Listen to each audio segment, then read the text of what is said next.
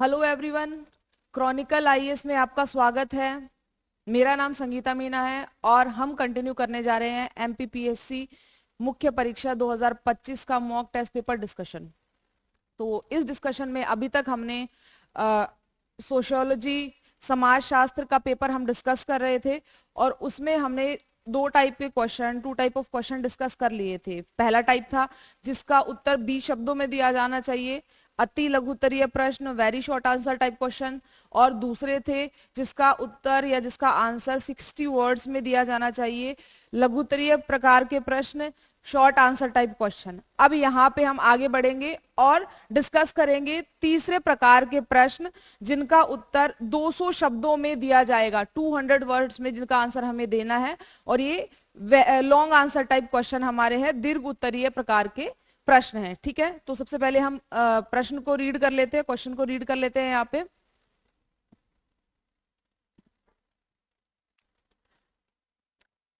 इस प्रश्न में 5 दीर्घ उत्तरीय उप प्रश्न हैं।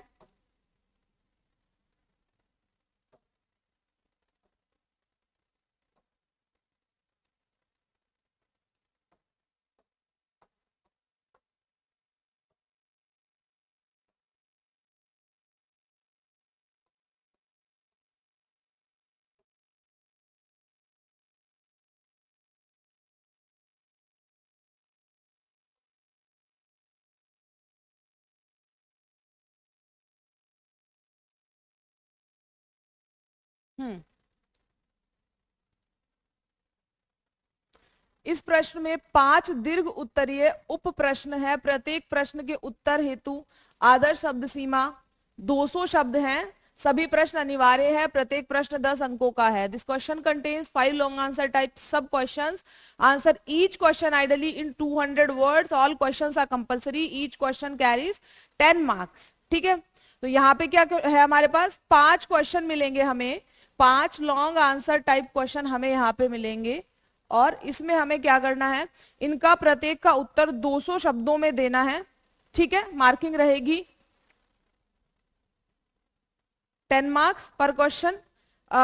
यहाँ पे एक चीज हमें देखने को मिलेगी कि जो 5 क्वेश्चंस के हमें आंसर करने हैं, वो पांचों क्वेश्चन में हमें प्रत्येक क्वेश्चन में 2 ऑप्शन मिलेंगे।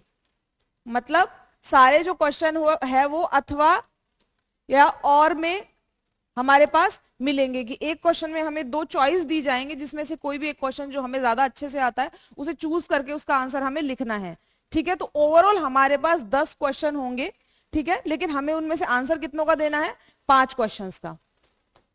ठीक है, अप्रोच हमारी क्या रहने वाली है, अप्रोच की अगर हम बात करें तो, क्योंकि 200 शब्दों में हमें यहाँ पे हमारा क्वेश्चन का आंसर लिखना है, तो सबसे पहले हमारा एक इंट्रो पार्ट होगा जो क्वेश्चन हमसे पूछा जाएगा। फिर हमारा मेन बॉडी पार्ट होगा जिसमें कि जो क्वेश्चन की डिमांड की गई है, क्वेश्चन में जो चीजें पूछी गई है वहां पे हम उसको डिस्क्राइब करेंगे। ठीक है, उसका वर्णन करेंगे। और लास्ट में कंक्लूजन वाला पार्ट हमारा होगा, कुछ 2 लाइन्स में हम वहां पे निष्कर्ष के रूप में अपनी बात लिख देंगे। ठीक है, एक क्वेश्चन डिस्कस कर लेते हैं। सबसे पहले क्वेश्चन नंबर 3.1, संयुक्त परिवार की विशेषताओं, उसकी सामाजिक भूमिका तथा विघटन के कारणों का विश्लेषण कीजिए। Analyse the characteristics of joint family, its social role and the reasons for its disintegration. ठीक है, तो क्वेश्चन में क्या पूछा गया है, क्वेश्चन में पूछा गया है संयुक्त परिवार के बारे में। संयुक्त परिवार प्रथा जो होती है, जॉइंट फैमिली जो होती है, उसके बारे में पूछा गया है। तो सबसे पहली चीज तो उसकी विशेषता पूछी गई है कि क्या विशेषताएं होती है संयुक्त परिवार में, कैसे लोग रहते हैं। फिर उसके बाद समाज में या सामाजिक रूप से संयुक्त परिवार की भूमिका क्या होती है। ठीक है, और लास्ट में हमें बताना है कि आजकल जो संयुक्त परिवार के टूटने या विघटन होने, डिसइंटीग्रेशन होने का जो पैटर्न देखा गया है, उसके कारण क्या है, वो कारण हमें यहाँ पे डिस्कस करने हैं। ठीक है, तो शुरू करते हैं। तो सबसे पहली चीज तो कि संयुक्त परिवार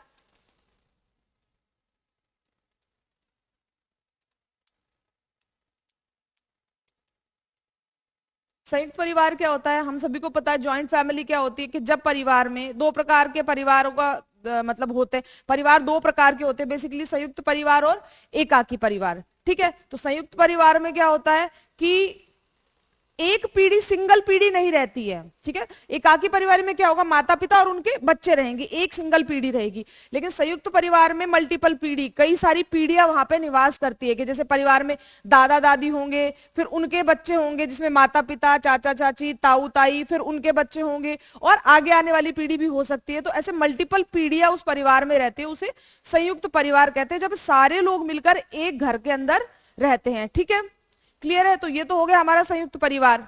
और अगर बात करें कि संयुक्त परिवार की सामाजिक भूमिका क्या है, संयुक्त परिवार कैसे जरूरी है समाज में, तो संयुक्त परिवार में बेसिकली सारे लोग एक दूसरे पर निर्भर भी होते हैं। ठीक है, एक दूसरे पर निर्भर भी होते हैं और एक दूसरे के प्रति उत्तरदायी भी होते हैं। ठीक है, संयुक्त परिवार में जितने भी लोग होते हैं वो हर जरूरत के लिए, अलग अलग जरूरतों के लिए एक दूसरे पर उनकी डिपेंडेंसी होती है, प्लस एक दूसरे के प्रति जवाबदेही भी होती है। अगर परिवार में कोई भी एक चीज घट रही है तो वहां पे हर सदस्य के प्रति उसका जवाब देने की का उत्तरदायित्व बनता है। ठीक है, और संयुक्त परिवार का मुखिया कौन होता है? जो परिवार का सबसे बुजुर्ग व्यक्ति होता है। ठीक है, जो परिवार का सबसे बुजुर्ग जो मेल होता है वो उसमें मुखिया की भूमिका निभाता है। ठीक है, सामाजिक भूमिका की अगर हम बात करें तो संयुक्त परिवार एक तो हमें सेंस ऑफ सिक्योरिटी देता है। ठीक है, सुरक्षा, पारिवारिक सुरक्षा या सामाजिक सुरक्षा, सामाजिक या पारिवारिक सुरक्षा की भावना हम कह सकते हैं कि संयुक्त परिवार में हमें मिलती है, क्योंकि कई सारे लोग एक साथ मिलकर रहते हैं। तो किसी भी आपदा विपत्ति के काल में या किसी भी खराब समय में सारे लोग मिलके एक दूसरे को सपोर्ट करने के लिए, चाहे वो आर्थिक रूप से हो, चाहे वो मानसिक रूप से कोई परेशानी हो, तो वहां पे मल्टीपल लोग आपको सपोर्ट करने के लिए मिल जाएंगे। तो कहीं ना कहीं एक सेंस ऑफ सिक्योरिटी संयुक्त परिवार में मिलता है। और बच्चों का पालन, अब मान लीजिए कोई व्यक्ति वर्किंग है, उसकी वाइफ भी वर्किंग है, दोनों लोग काम कर रहे हैं, तो अगर वो संयुक्त परिवार में रहते हैं तो वहां पे अगर बच्चों का पालन पोषण की बात आती है तो कई सारे लोग हैं जो पूरा दिन में बच्चों को संभाल लेंगे, उनको अच्छी परवरिश दे देंगे, उनका पालन पोषण करने के लिए सहायक हो पाएंगे। ठीक है, तो उस भूमिका में संयुक्त परिवार बहुत महत्वपूर्ण होते हैं। वहीं अगर हम एकाकी परिवार की बात करें तो एकाकी परिवार में मान लो माता पिता बच्चे हैं, अगर दोनों जॉब पे चले गए, दोनों काम करने चले गए, तो वहां पे सबसे बड़ी मुसीबत ये आती है, सबसे बड़ा डिलेमा ये आता है कि बच्चों का पालन पोषण कैसे हो, बच्चों को कैसे संभाला जाए। ठीक है, तो संयुक्त परिवार इसमें महत्वपूर्ण भूमिका निभाता है। फिर बुजुर्गों की सेवा,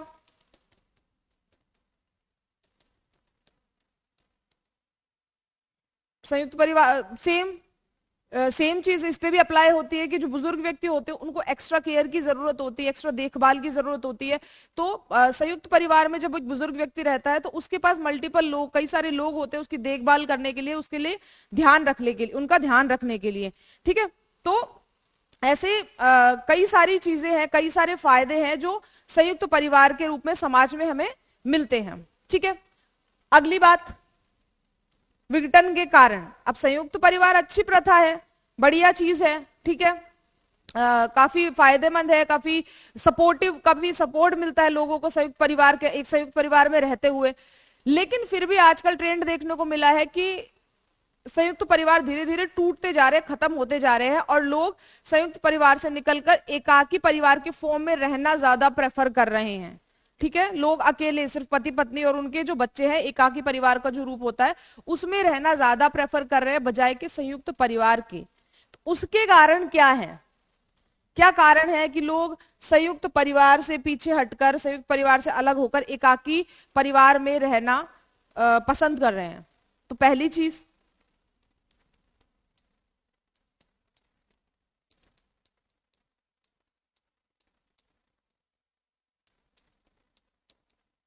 दोनों बातों को मैं एक ही साथ लिखूंगी, औद्योगिकरण और नगरीकरण को, क्योंकि दोनों कहीं ना कहीं इंटर रिलेट करते हैं आपस में। औद्योगिकीकरण या नगरीकरण, ठीक है, अभी फिलहाल क्या हो रहा है कि देखिए, औद्योगिकरण की वजह से जो इंडस्ट्रीज है वो मेनली नगरों की जो एरिया है, सिटी एरिया है, वहां डेवलप हो रही है। ठीक है, अब गांव में उतने रोजगार नहीं है, जितने शहरों में है, क्योंकि वहां पे इंडस्ट्रियलाइजेशन, औद्योगिकरण है, नई नई फैक्ट्रीज, नई नई कंपनियां खुल रही है, जहां पे ज्यादा मात्रा में, ज्यादा संख्या में रोजगार की उपलब्धता है। तो अब किसी व्यक्ति को अगर काम करने के लिए जाना होगा, ठीक है, तो पहले तो वो इंडिविजुअल निकल के, अकेला निकल के अपने परिवार से और काम करने शहर में चला जाएगा, ठीक है। लेकिन जैसे एक सर्टेन टाइम ऑफ पीरियड के बाद, एक समय के बाद, जब वो थोड़ा स्टेबल हो जाएगा, बस जाएगा उस एरिया में जाके, तो कहीं ना कहीं उसे अपने परिवार की कमी महसूस होगी।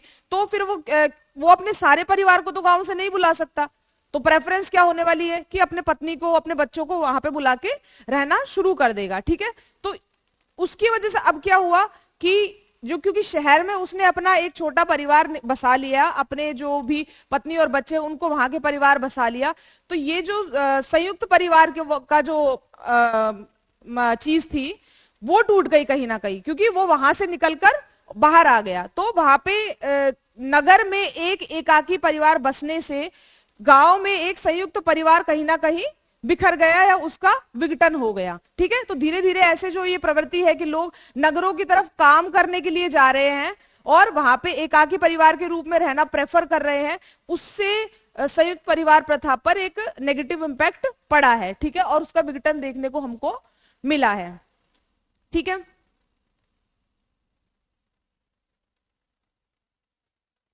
उसके बाद आर्थिक कारण, कहीं ना कहीं एक ये भी रीजन है कि व्यक्ति को एक समय के बाद लगता है संयुक्त परिवार में कि अगर वो एकाकी परिवार के रूप में निवास करे, उसके ऊपर केवल और केवल अपने पत्नी और बच्चों की जिम्मेदारी हो, तो वो फाइनेंशियली खुद को ज्यादा आगे बढ़ा सकता है, ठीक है। फाइनेंशियली वो खुद को ज्यादा, अगर मान लो एक व्यक्ति एक सर्टेन अमाउंट में जो उसका सैलरी या इनकम आ रही है, तो एक तरफ है कि वो एक छोटे परिवार पे उसको इन्वेस्ट करे, ठीक है, जिसमें कम लोग शामिल हो, एक तरफ वो बड़े परिवार में उसको इन्वेस्ट करे, तो कंपैरेटिवली छोटे परिवार में वो एक बेटर लाइफस्टाइल मेंटेन कर सकता है, एक अच्छी जो जीवन शैली है वो मेंटेन कर सकता है। तो ये भी एक कारण है कि लोग एकाकी परिवारों की तरफ ज्यादा आकर्षित हो रहे हैं, ठीक है। एक तीसरा कारण व्यक्तिगत स्वतंत्रता को भी हम मान सकते हैं।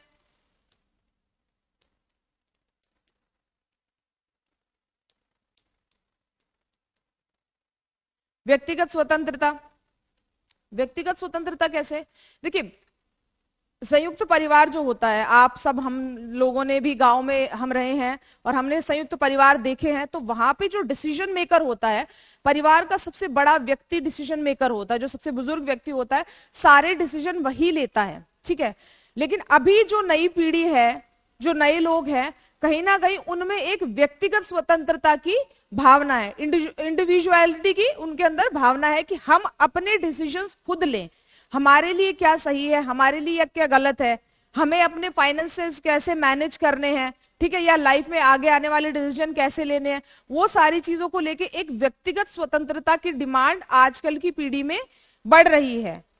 तो वहां पे जब संयुक्त परिवार के अंदर जो मुखिया, क्योंकि मुखिया और सबसे बुजुर्ग मुखिया जो होता है वो सारे डिसीजन लेता है, और यहाँ पे नई पीढ़ी में खुद के डिसीजन खुद लेने की भावना जागृत हो रही है, तो कहीं ना कहीं क्लैश होता है विचारों के अंदर, विचारधारा के अंदर। तो अब नई पीढ़ी के लोग क्या प्रेफर कर रहे हैं कि अलग से अपना एक छोटा परिवार बसा लिया जाए, जहां पे वो अपने डिसीजन खुद ले सके और उन्हें व्यक्तिगत स्वतंत्रता की प्राप्ति हो, कि वो अपने डिसीजन लेने के लिए खुद कैपेबल हो और उनको दूसरों पे डिपेंड नहीं होना पड़े या दूसरों की बात नहीं माननी पड़े, ठीक है। तो व्यक्तिगत स्वतंत्रता की इच्छा या व्यक्तिगत स्वतंत्रता प्राप्त करने की इच्छा भी एक कारण है कि अब एकाकी परिवार ज्यादा प्रचलन में आ रहे हैं और संयुक्त परिवार की जो प्रथा है धीरे धीरे उसका विघटन हो रहा है। तो बेसिकली हम देखेंगे कि कई सारे रीजन है छोटे बड़े जिसकी वजह से संयुक्त परिवार अब धीरे धीरे कम हो रहे हैं, ठीक है। ऑल्दो हम ये यद्यपि हम ये मानते हैं कि संयुक्त परिवार का सांस्कृतिक रूप से समाज में एक महत्वपूर्ण स्थान है, क्योंकि कहीं ना कहीं वो समाज में व्यक्ति को एक सुरक्षा की, एक सिक्योरिटी की भावना देता है, ठीक है। एक सेंस ऑफ सिक्योरिटी रहता है कि हमारे आसपास लोग हैं, हमारे आसपास ऐसे लोग हैं, ऐसा परिवार के ऐसे लोग हैं जो हमें अच्छे बुरे में, खराब समय में हमें सपोर्ट करने के लिए खड़े हुए हैं, ठीक है। तो यहाँ पे हमने इस क्वेश्चन में क्या डिस्कस किया कि संयुक्त परिवार क्या है, संयुक्त परिवार कैसे समाज में या परिवार में भूमिका अदा करता है, और आजकल जो ट्रेंड चल रहा है संयुक्त परिवार के विघटन का, उसके क्या क्या कारण देखने को मिलते हैं। अगला क्वेश्चन है, आधुनिकता केवल भौतिक प्रगति नहीं बल्कि सामाजिक मूल्यों, संस्थाओं एवं व्यवहारों में व्यापक परिवर्तन की प्रक्रिया है। इस कथन के आलोक में आधुनिकता की प्रमुख विशेषताओं तथा भारतीय समाज पर उसके प्रभावों की विवेचना कीजिए। Modernity is not only material progress but also a process of extensive change in social values, institutions, and behavior. In the light of this statement, discuss the main characteristics of modernity and its effects on Indian society. ठीक है, तो यहां इस प्रश्न में सबसे पहले तो हमें एक कथन दिया गया है कि आधुनिकता केवल भौतिक प्रगति नहीं बल्कि सामाजिक मूल्यों, संस्थाओं एवं व्यवहारों में व्यापक परिवर्तन की प्रक्रिया है। तो इस कथन में क्या कहा गया है कि आधुनिकता का मतलब ये नहीं है कि सिर्फ हमने भौतिक रूप से प्रगति कर ली है, ठीक है, कि भौतिक रूप से हमने कोई नई चीज खरीदी। मान लीजिए कि फॉर एग्जांपल मान लो हमने कोई नए टाइप का या नई फीचर्स वाला कोई मोबाइल फोन खरीद लिया, ठीक है, पहले हम कीपैड फोन चला रहे थे, अब हमने स्मार्टफोन ले लिया, ठीक है, तो केवल कीपैड फोन से स्मार्टफोन पे स्विच कर जाने से, या पहले हमने छोटा टीवी लिया हुआ था और अब हमने स्मार्ट टीवी ले लिया, गूगल टीवी ले लिया, तो एक चीज से एक कम डेवलप्ड या एक कम चीज से ज्यादा चीज या ज्यादा महंगी या ज्यादा आधुनिक चीज पे स्विच कर जाना ही केवल आधुनिकता नहीं होता, ठीक है। केवल भौतिक प्रगति ही आधुनिकता नहीं होती है। सामाजिक मूल्यों, संस्थाओं एवं व्यवहारों में व्यापक रूप से परिवर्तन लाती है आधुनिकता, ठीक है। तो आधुनिकता से मतलब हमारा यहां पर होता है कि सोच में परिवर्तन, ठीक है, सोचने के तरीके में परिवर्तन, सामाजिक मूल्यों में परिवर्तन, ठीक है।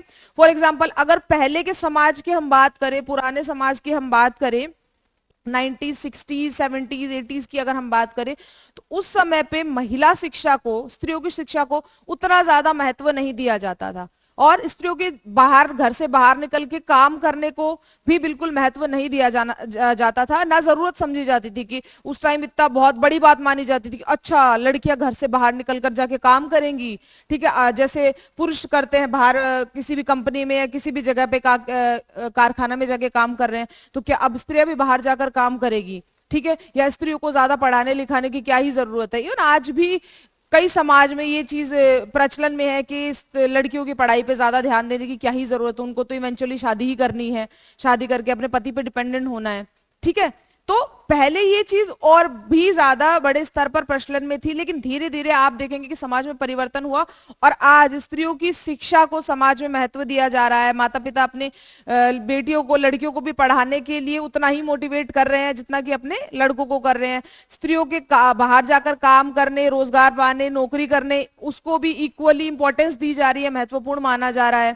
या पहले के समाज में हम देखेंगे कि जो जातिवादी रूढ़िवादी प्रथाएं थी, छुआछूत जैसी चीजें थी, वो कंपैरेटिवली ज्यादा मानी जाती थी। मैं ये नहीं कहूंगी कि आज के समय में छुआछूत बिल्कुल समाप्त हो गया है, लेकिन पहले के कंपैरिजन में जितने बड़े स्तर पर ये चीज फॉलो की जाती थी या समाज में प्रचलन में थी, धीरे धीरे टाइम के साथ आपको उसमें डिक्लाइन देखने को मिलेगा कि आज के समाज में छुआछूत जैसी चीजें धीरे धीरे पहले के कंपैरिजन में कम हो रही है।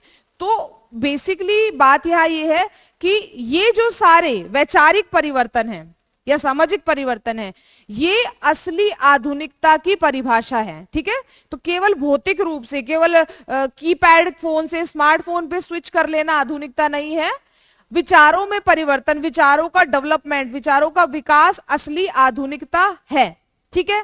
कथन ये कहना चाह रहा है। अब इस कथन को समझते हुए हमने समझा कि एक्चुअली आधुनिकता है क्या, ठीक है, मॉडर्न होना क्या है। मॉडर्न होना सिर्फ मॉडर्न कपड़े पहन लेना, जीन्स पहन लेना, या कोई भी नई टाइप की ड्रेस पहन लेना, नए टाइप के का बैग ले लेना, ये केवल मॉडर्न होना नहीं है, ये आधुनिकता नहीं है। आधुनिकता यहां से आती है, आधुनिकता हमारे विचारों से आ रही है, ठीक है। अब बताना हमें क्या है कि आधुनिकता की प्रमुख विशेषताएं क्या है, और भारतीय समाज पर उनके प्रभाव क्या है। तो देखिए विशेषता की बात करें तो सबसे बड़ी चीज है तर्कवाद।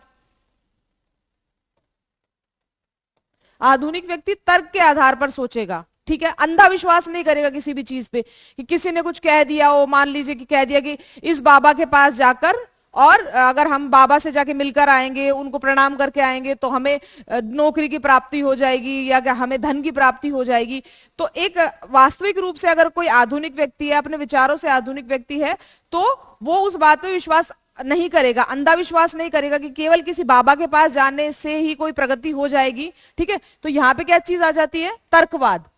असली आधुनिकता तर्कवाद पे आधारित होती है कि अपना तर्क, अपना दिमाग यूज करना होता है कि क्या सही है और क्या गलत, क्या एक्चुअली जो बात की जा रही है उसका कुछ सही मतलब है भी या नहीं है। वैज्ञानिक सोच, सेम साइंटिफिक सोच, ठीक है, हर चीज को तर्क पे तोलना, ठीक है। और शिक्षा, शिक्षा शिक्षा आधुनिकता का आधार है। क्यों? क्योंकि विचारों की प्रगति इंसान में सबसे ज्यादा महत्वपूर्ण रूप से कौन सी चीज लाती है, शिक्षा।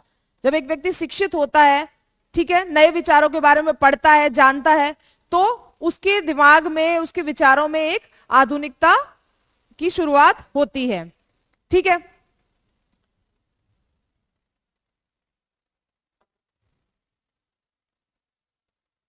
ठीक है। और इसके अलावा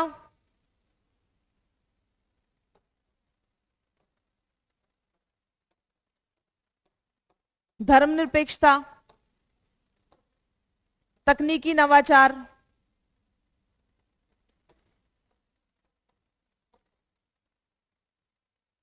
ठीक है, धर्मनिरपेक्षता, तकनीकी रूप से जब अब एडवांस, क्योंकि आज आप देखेंगे कि पहले किसी भी बारे में, मान लीजिए हमें किसी भी चीज को लेके कंफ्यूजन है एक व्यक्ति को कि कोई सामाजिक धारणा कितनी सही है, कितनी गलत है, एक्चुअली फैक्ट है भी या नहीं है, तो अगर हमें पता करना होता तो हम किताबें ढूंढेंगे, ठीक है, तो टाइम टेकिंग होगा। लेकिन आज अगर हमें कोई भी चीज पता करनी है, किसी भी चीज के बारे में पता करना है, एक क्लिक की दूरी पे गूगल हमारे पास है, ठीक है, गूगल के थ्रू हम किसी भी चीज के बारे में जानकारी प्राप्त कर सकते हैं। तो वो किस चीज का पार्ट हुआ, तकनीकी नवाचार। अब तकनीकी इतनी डेवलप हो गई है कि अब हम चीजों के बारे में जल्दी और ज्यादा लेवल पर जानकारी प्राप्त कर सकते हैं, और जिससे धीरे धीरे व्यक्ति के विचारों में परिवर्तन आता है। क्यों? क्योंकि उसको अब ज्यादा चीजों की जानकारी हो गई है। जहां भी जिस चीज में अगर उसको कोई कंफ्यूजन है तो इंस्टेंटली वो वहां पे उसके बारे में जानकारी प्राप्त कर सकता है। तो उससे क्या होगा, उसके विचार खुलेंगे, उसको ज्यादा जानकारी होगी, ठीक है, और कहीं ना कहीं वो चीज आधुनिकता को बढ़ावा देगी। वैचारिक आधुनिकता की हम यहाँ पे बात कर रहे हैं, केवल भौतिक आधुनिकता की बात नहीं कर रहे हैं, ठीक है। धर्म निरपेक्षता जैसे विचार, ठीक है, कि समाज को धर्म से अलग रखना, राजनीति को धर्म से अलग रखना, ऐसे जो विचार है ये भी आधुनिकता को बढ़ावा दे रहे हैं, ठीक है, और आधुनिकता की प्रमुख विशेषताओं में शामिल है। मुख्य रूप से अगर हम बात करें तो आधुनिकता की शुरुआत हमें औपनिवेशिक काल में देखने को मिलती है, जब जो ब्रिटिशर्स थे और जिन्होंने अंग्रेजी जो प्रणाली है, ठीक है, अंग्रेजी जो रहन सहन है उसे भारतीयों पर थोपने का प्रयास किया, अंग्रेजी जो रीति रिवाज है उनको भारतीयों पर थोपने का प्रयास किया, ठीक है, और भारतीय समाज को, भारतीय सभ्यता को नीचा दिखाया। तो कई सारे जो रिफॉर्मर्स है, कई सारे जो सुधारक है समाज से निकलकर बाहर आए, राजा राम मोहन राय, स्वामी दयानंद सरस्वती, स्वामी विवेकानंद, ये जो रिफॉर्मर्स है ये बाहर निकलकर सामने आए और इन्होंने समाज को वैचारिक रूप से आधुनिक बनाने का काम किया, ठीक है, समाज को वैचारिक रूप से आधुनिक बनाने का काम किया। तो जो ये बौद्धिक क्रांति उस समय चली, इसने आधुनिकता में महत्वपूर्ण रूप से योगदान दिया, ठीक है। और परिवर्तन किसके क्षेत्र में आए, तो अगर हम बात करें कि क्या प्रभाव पड़े आधुनिकता के, तो पहली चीज शिक्षा को बढ़ावा मिला, शिक्षा को बढ़ावा मिला ताकि लोगों में नवीन विचारों का प्रसार हो सके। स्त्रियों की शिक्षा,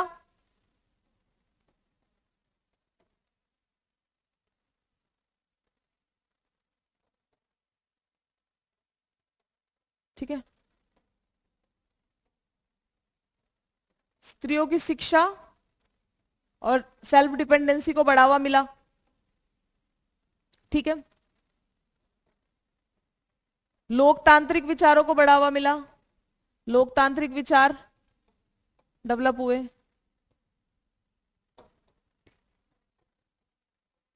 जातिवाद,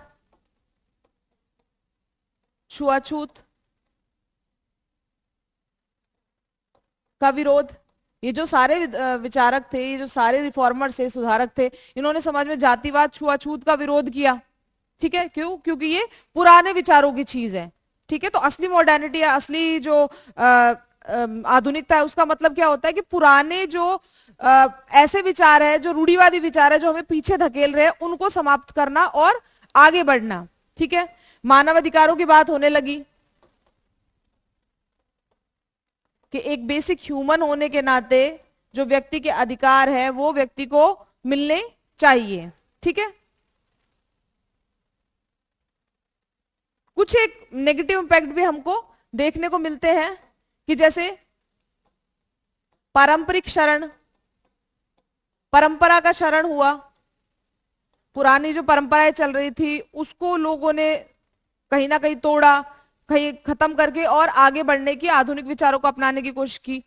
जैसे मान लीजिए परंपरागत रूप से मूर्ति पूजा चल रही है, अगर समाज में मूर्तियों को पूजा की जा रही है, तो सुधारकों ने कहीं ना कहीं अगर मूर्ति पूजा का विरोध किया तो वो एक परंपरा जो थी वो खत्म हो गई। ठीक है,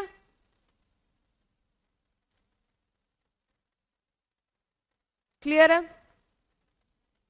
तो इस प्रकार से हमें जो आधुनिकता है, आधुनिकता की परिभाषा हमने यहां पे डिस्कस की। आधुनिकता है क्या, आधुनिकता की प्रमुख विशेषताएं क्या है, और समाज पर आधुनिकता के कैसे पॉजिटिव और नेगेटिव इंपैक्ट देखने को मिलते हैं।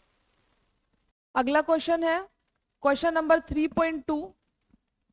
ग्रामीणवाद न केवल एक विकासात्मक अवधारणा है, बल्कि यह सामाजिक न्याय और स्वावलंबन की ओर भी अग्रसर करता है।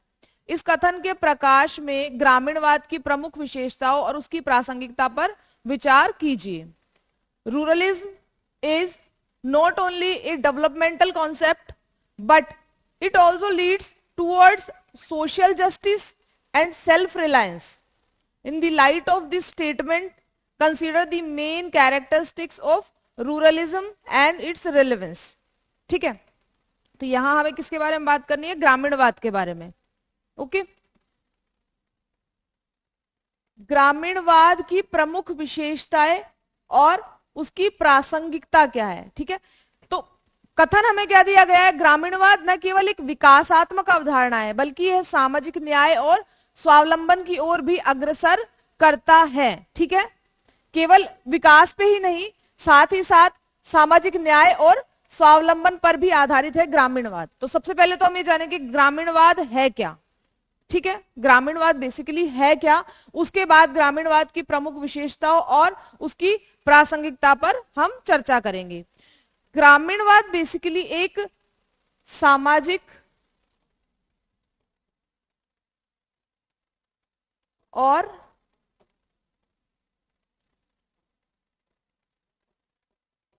विकासात्मक दर्शन है। ग्रामीणवाद सामाजिक और विकासात्मक दर्शन है जिसमें किसे केंद्र में रखा जाता है? ग्रामीण क्षेत्रों को। ग्रामीणवाद मुख्य रूप से, ग्रामीणवाद का मतलब क्या है कि हमको ग्रामीण क्षेत्रों के, गांव के क्षेत्रों के डेवलपमेंट पर ध्यान देना है। तो ये पूरी संकल्पना ग्रामीण क्षेत्रों की समृद्धि,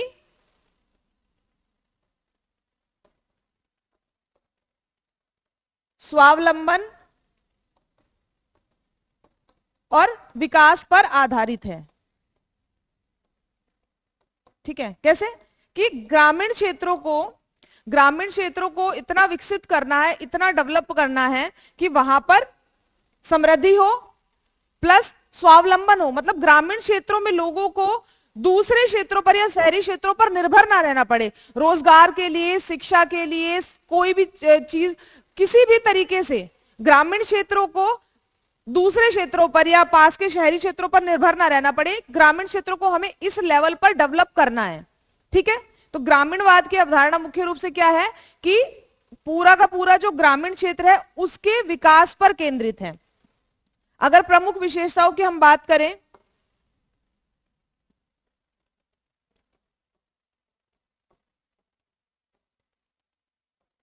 ग्रामीणवाद की विशेषता की बात करें तो ग्रामीणवाद में क्या होता है, स्थानीय स्तर पर विकास। ठीक है, तो गांव के जो क्षेत्र है उनको शहरी क्षेत्रों पर निर्भरता की जरूरत नहीं है, गांव में ही उन सारी सुविधाओं को डेवलप करने की जरूरत है, और यही मुख्य रूप से ग्रामीणवाद है। शिक्षा और स्वास्थ्य का विकास। ठीक है, रोजगार में वृद्धि,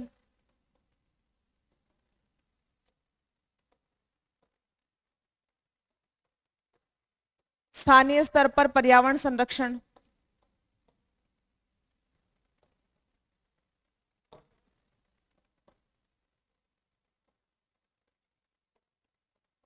आर्थिक विकास, संसाधनों का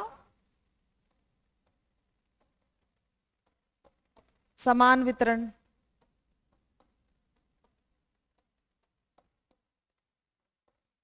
कृषि का विकास,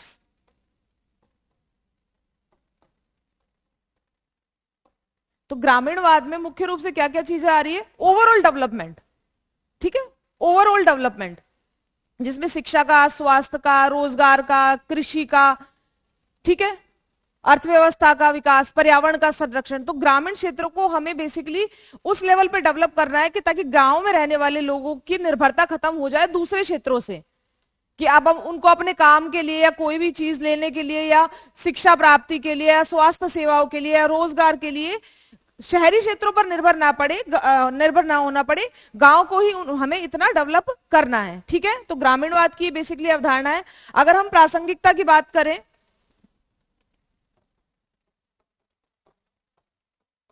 क्या रिलेवेंस है ग्रामीणवाद का, क्यों ग्रामीणवाद पे फोकस करने की हम बात कर रहे हैं, क्यों गांवों को इतना विकसित किया जाना चाहिए, क्योंकि आज के सिनेरियो में आप लोग देखेंगे कि शहरी क्षेत्रों पे अत्यधिक दबाव बढ़ता जा रहा है। ठीक है, शहरी क्षेत्रों में औद्योगिकीकरण की वजह से, नगरीकरण की वजह से लोग, क्योंकि वहां पे रोजगार मिल रहा है, ठीक है, वहां पे लोगों को रोजगार मिल रहा है, इसलिए लोग क्या, गांव में रोजगार अवेलेबल नहीं है, और खेती जो है, कृषि जो होती है, वो बहुत ज्यादा लोगों का भार उठाने में सक्षम नहीं है। तो लोग रोजगार की तलाश में क्या कर रहे हैं, गांव से निकल के शहरों में जा रहे हैं, शहरों में आबादी बढ़ती जा रही है, बढ़ती जा रही है। ठीक है, तो आज का जो सिनेरियो उसमें शहरों पर अत्यधिक दबाव हो गया है। ठीक है, शहरी क्षेत्रों पर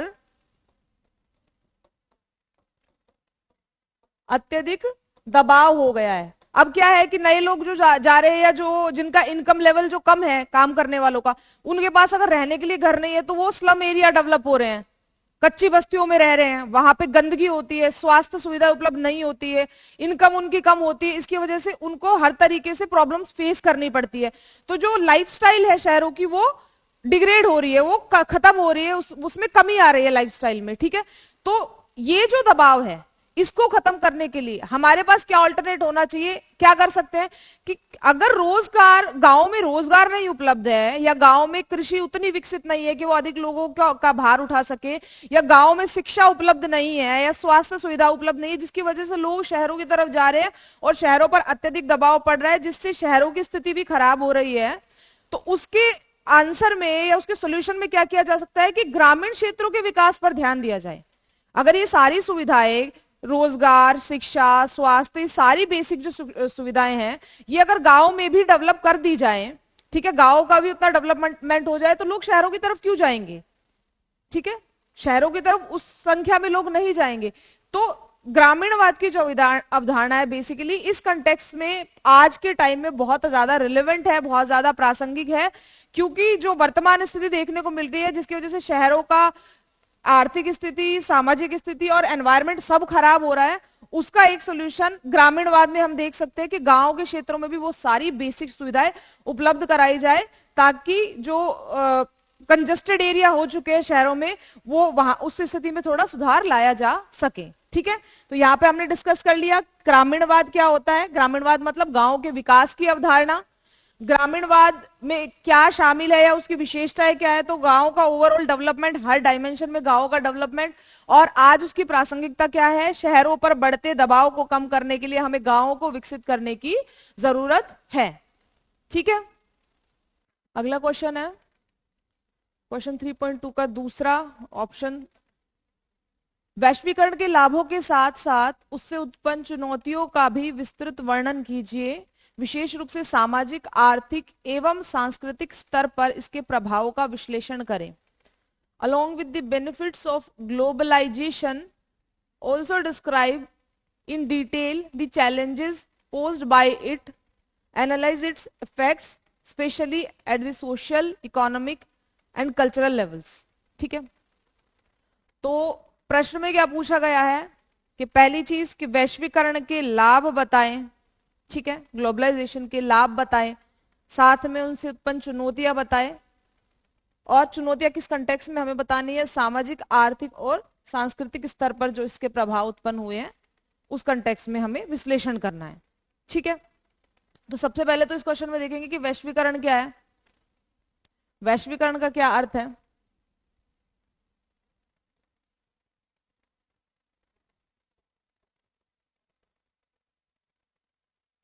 ठीक है, वैश्वीकरण का अर्थ है जब दुनिया भर के लोग, अर्थव्यवस्थाएं, संस्कृतियां आपस में जुड़ जाती है, आपस में एक दूसरे पर निर्भर हो जाती है। ठीक है, तो वो चीज वैश्वीकरण के अंतर्गत आती है। यूजुअली क्या होता है कि किसी भी वस्तु का अगर व्यापार हो रहा है तो देश के अंदर हो रहा है। ठीक है, या किसी भी प्रकार का सांस्कृतिक आदान प्रदान हो रहा है तो एक देश के अंदर हो रहा है। जब वही चीज एक देश के अंदर ना होकर ग्लोबल लेवल पे विभिन्न देशों के बीच में होने लगे, अलग अलग देशों के बीच में व्यापार की वृद्धि हो जाए। ठीक है, अलग अलग देशों के बीच में सांस्कृतिक आदान प्रदान हो, लो एक संस्कृति के लोग दूसरे देश में जाए, दूसरी संस्कृति के लोग एक देश में जाए और आपस में चीजें डिस्कस करें, या फिर विचारधाराओं का या विचारों का आदान प्रदान हो, जिससे विश्व के सभी देशों में आपस में निर्भरता बढ़ती है। तो ये जो स्थिति होती है वैश्वीकरण के अंतर्गत आती है। ठीक है, अब वैश्वीकरण के लाभ की बात करें अगर हम, तो लाभ क्या है, एक तो ग्लोबल लेवल पे व्यापार में वृद्धि होगी। ठीक है, वैश्वीकरण की स्थिति में अगर अलग अलग देश एक दूसरे के साथ व्यापार करने की कोशिश करेंगे, ठीक है, टैरिफ्स कम करेंगे, सीमा शुल्क घटाएंगे, तो व्यापार का और अर्थव्यवस्थाओं का विकास होगा। ठीक है, क्या होगा, विभिन्न देशों की अर्थव्यवस्थाओं का विकास होगा।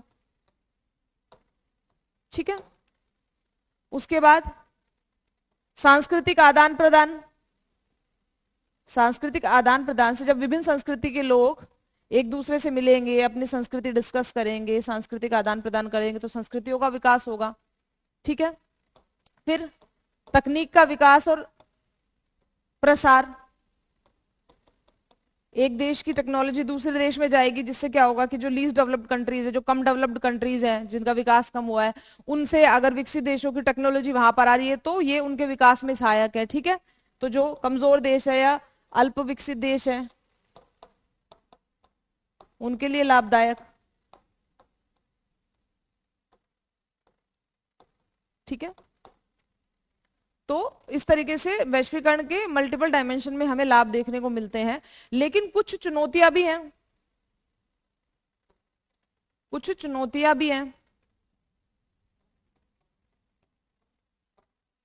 क्या चुनौतियां हैं, जैसे कि अगर आर्थिक स्तर पर अगर हम बात करें, आर्थिक स्तर पर अगर हम चुनौतियों की बात करें तो फॉर एग्जांपल कि अगर वैश्वीकरण के तहत एक देश से व्यक्ति दूसरे देश में काम करने जा रहा है, ठीक है, किसी एक देश का व्यक्ति मान लीजिए हमारे भारत में काम करने आ रहा है, तो उस केस में अगर ऐसी अंतरराष्ट्रीय कोई भर्ती हो रही है अगर ऐसी अंतरराष्ट्रीय भर्ती हो रही है, एक देश के नागरिक की दूसरे देश में काम के लिए अगर भर्ती हो रही है, तो उस केस में उस देश को जरूरत है कि जो पर्टिकुलर देश के योग्यता मानक क्या है, वहां पे काम करने की परिस्थितियां कैसी है, वहां की वेतन संरचना कैसी है, ये सारी चीजों का रिसर्च करना उस देश को जरूरी है अगर किसी दूसरे देश का नागरिक वहां पर काम करने आ रहा है। ठीक है। दूसरा, वीजा का इशू हो सकता है। कई बार वीजा का इशू भी देखने को हमको मिलता है, जैसे कि अमेरिका में H1B वीजा पर प्रतिबंध लगा दिया गया था। यूरोप में जैसे जो ब्रेग्जिट हुआ था, ब्रिटेन जब यूरोपियन यूनियन से अलग हुआ था, तो उसके बाद ब्रिटेन ने अपने जो वीजा नियम है वो काफी सख्त कर दिए थे। तो ऐसे केसेस में अगर एक देश से दूसरे देश में काम करने लोग जा रहे हैं, तो वीजा की जो सख्तियां होती है वीजा संबंधित, वो भी एक चुनौती हो सकती है। ठीक है। इसके बाद जो निर्यात शुल्क होते हैं, निर्यात शुल्क, टैरिफ, ये भी व्यापार को नकारात्मक रूप से प्रभावित करते हैं। अगर संस्कृति की बात करें, संस्कृति और समाज की अगर हम बात करें, तो क्या चुनौतियां हो सकती है वैश्वीकरण की वजह से? ऐसा हो सकता है कि मान लो एक देश का व्यक्ति दूसरे देश में काम करने जा रहा है,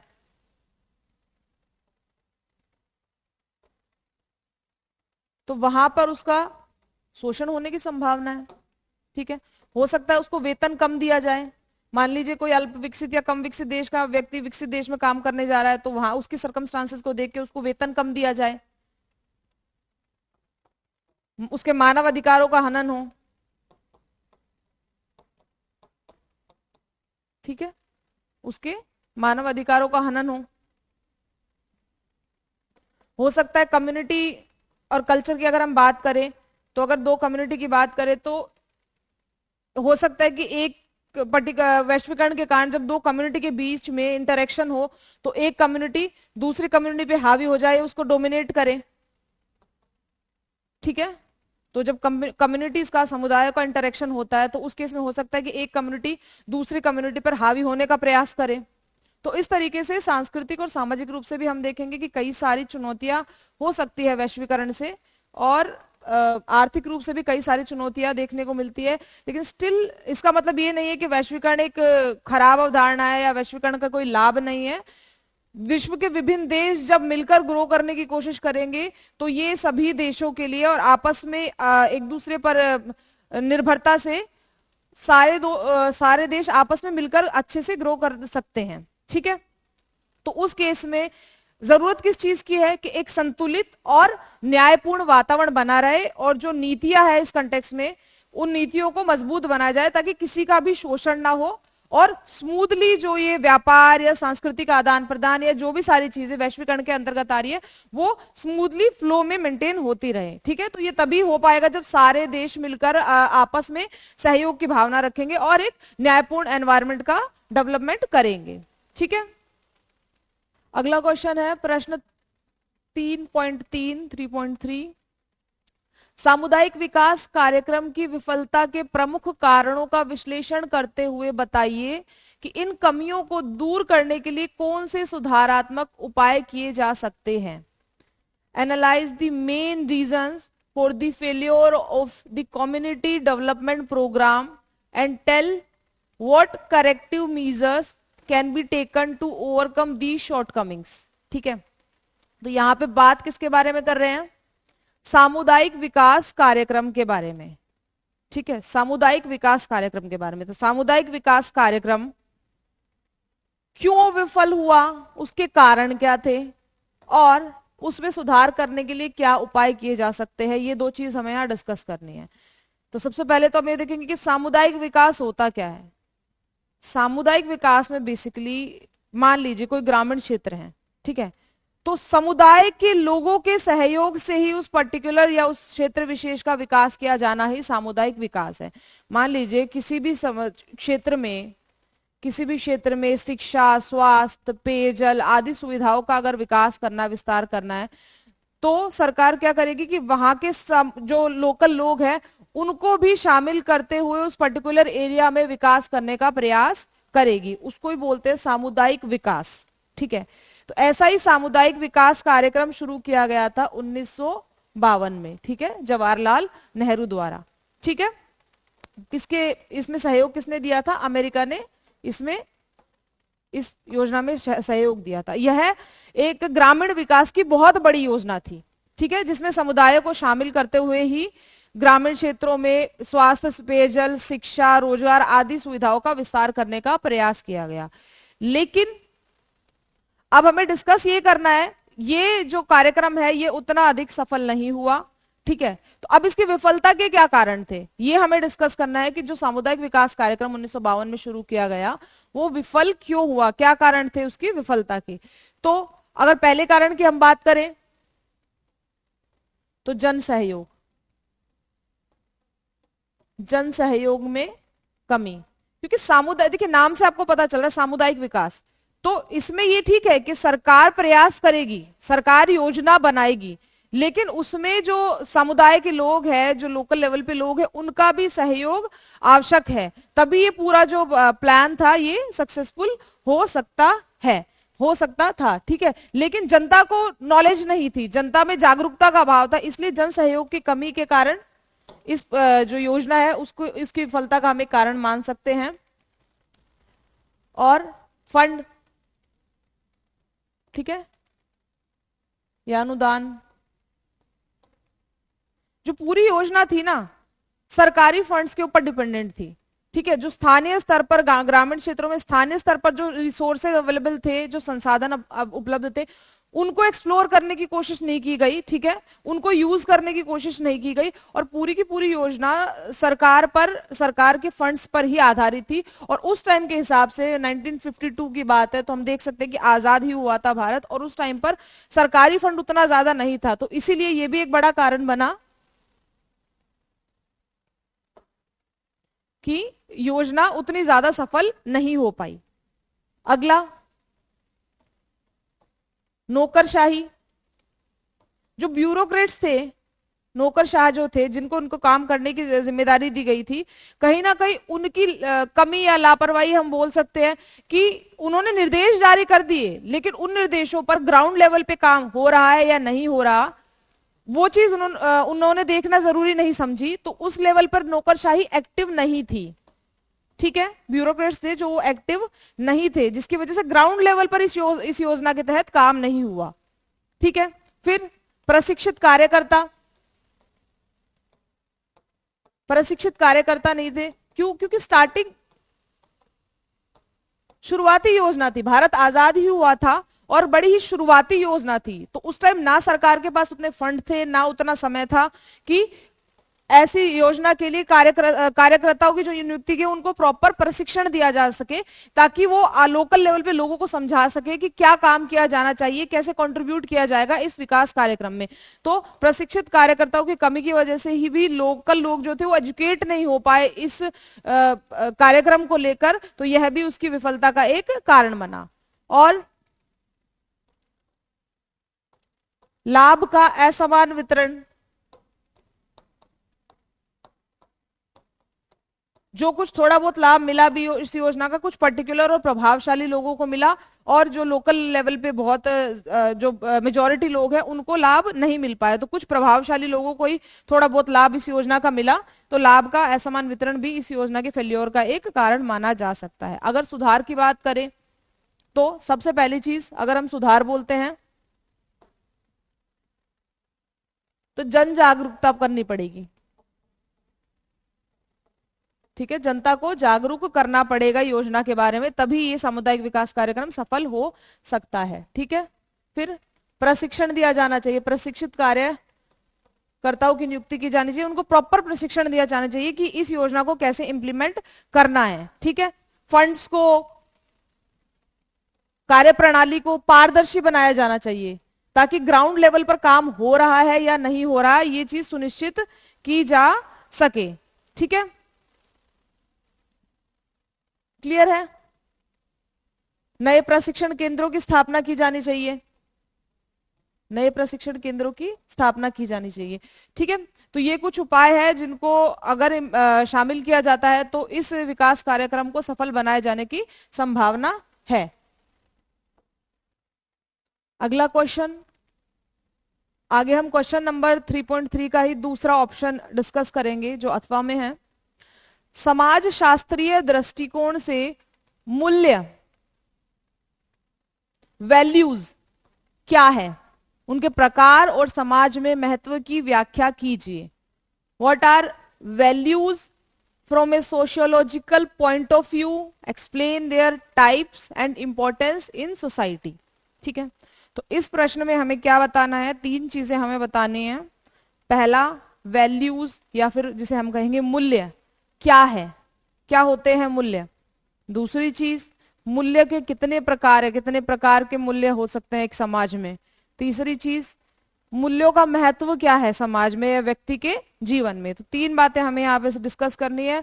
बहुत ही सिंपल क्वेश्चन है जो हमारी बेसिक लाइफ से भी जुड़ा हुआ है। ठीक है, तो मूल्य क्या है, अगर हम परिभाषा की या डेफिनेशन की बात करें, ठीक है, कई बार हम बात करते हुए ये वर्ड वैल्यूज जो है डिस्कस भी करते हैं कि एक बहुत ही हाई वैल्यूज का, उच्च मूल्यों का व्यक्ति है, ठीक है, मोरालिटी का व्यक्ति है। तो मूल्य क्या होते हैं, मूल्य बेसिकली वो आदर्श होते हैं, मूल्य वो आदर्श होते हैं जो कि यह निर्धारित करते हैं कि व्यक्ति के जीवन में क्या सही है और क्या गलत।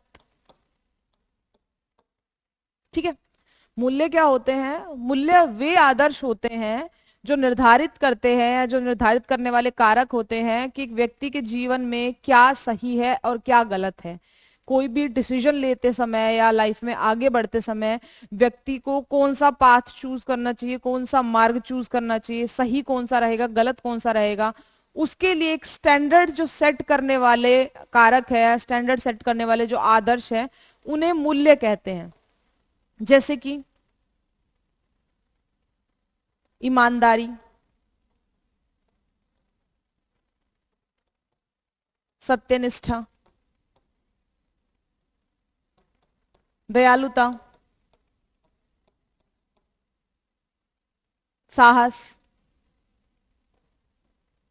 सम्मान। ठीक है, बहुत सारे हैं। ठीक है, बहुत सारे हैं। ये क्या होते हैं, मूल्य होते हैं। ठीक है, तो ये डिसाइड करते हैं किसी भी चीज के संबंध में कि क्या सही है क्या गलत है। कोई भी आचरण क्या ईमानदारी से पूर्ण है, क्या सत्यनिष्ठा से पूर्ण है, क्या कोई भी डिसीजन लेते समय साहस के साथ सही डिसीजन लिया जा रहा है। ठीक है, दूसरों का सम्मान करने के प्रति क्या दृष्टिकोण है व्यक्ति का। ठीक है, ये पूरे फैक्टर्स जो होते हैं, ये आदर्श है, ये डिसाइड करते हैं कि क्या सही है और क्या गलत है, क्या किया जाना चाहिए क्या नहीं किया जाना चाहिए। ठीक है, तो मूल्य की परिभाषा हमने देख ली है यहाँ पे। अगली चीज है मूल्यों के प्रकार। मूल्यों के प्रकार कौन कौन से हैं, तो मूल्य हम तीन प्रकार के देख सकते हैं। नैतिक मूल्य, बुद्धि संगत मूल्य और सौंदर्यपरक मूल्य। सौंदर्यपरक मूल्य, नैतिक मूल्य बचपन से जो बेसिक मूल्य समाज में या परिवार में हमें सिखाए जाते हैं वो आते हैं नैतिक मूल्य के अंतर्गत। जैसे माता पिता की सेवा करना, माता पिता का सम्मान करना, झूठ नहीं बोलना, चोरी नहीं करना। तो जो बेसिकली हमें समाज में सिखाए जाते हैं परिवार में, वो सारे बेसिक नैतिक मूल्य होते हैं। दूसरे आते हैं बुद्धि संगत मूल्य। बुद्धि संगत मूल्य मतलब जिसमें तर्कवाद होता है, एक वैज्ञानिक सोच होती है। हो सकता है दो चीजें या दो डिसीजन जो हैं दोनों ही नैतिक रूप से गलत ना हो, किसी की हानि नहीं हो रही हो उससे, लेकिन तर्कवाद के आधार पर क्या सही है क्या गलत है। फॉर एग्जाम्पल कि मान लीजिए सक्सेस प्राप्त करने के लिए, सफलता प्राप्त करने के लिए भाग्य के भरोसे होना चाहिए, भाग्य पर फोकस होना चाहिए या फिर परिश्रम पर। ठीक है, तो गलत दोनों में से कोई चीज नहीं है, लेकिन अगर लॉजिकली हम सोचे, तर्क के साथ अगर हम सोचे, तो परिश्रम के माध्यम से सफलता प्राप्त की जा सकती है, केवल भाग्य के भरोसे नहीं बैठा जा सकता। ठीक है, तो यहाँ पे ये कौन से मूल्यों के अंतर्गत आता है, ये बुद्धिपरक, बुद्धि संगत मूल्य के अंतर्गत आता है। और तीसरा सौंदर्यपरक मूल्य। सौंदर्यपरक मूल्य बेसिकली कला संस्कृति पर आधारित होते हैं। ठीक है, कम्युनिटी की संस्कृति पर आधारित हो सकता है, जैसे कि कोई एक पर्टिकुलर काम एक कम्युनिटी में नैतिक माना जाता हो सकता है दूसरी कम्युनिटी में वो नैतिक नहीं माना जाता हो।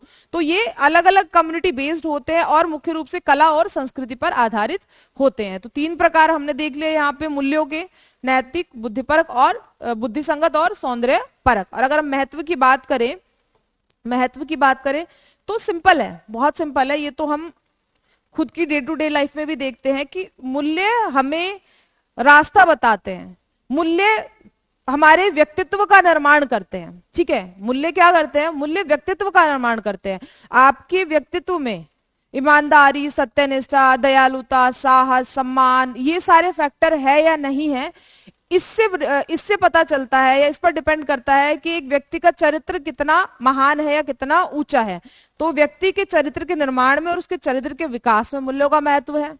व्यक्ति को जीवन में सही राह देने में कि कौन सा डिसीजन कैसे लिया जाना चाहिए, सही डिसीजन कौन सा है, गलत डिसीजन कौन सा है, उसमें मूल्यों का महत्व है। और मूल्य जो है समाज में एक स्टैंडर्ड सेट करते हैं, आदर्श सेट करते हैं, एक मानक सेट करते हैं कि सामाजिक संरचना कैसी होनी चाहिए।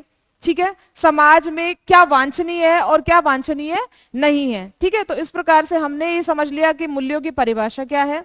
दूसरा हमने देख लिया कि मूल्यों के प्रकार कौन कौन से होते हैं, और साथ ही हमने समझा कि मूल्यों का व्यक्ति के जीवन में या समाज में क्या महत्व है।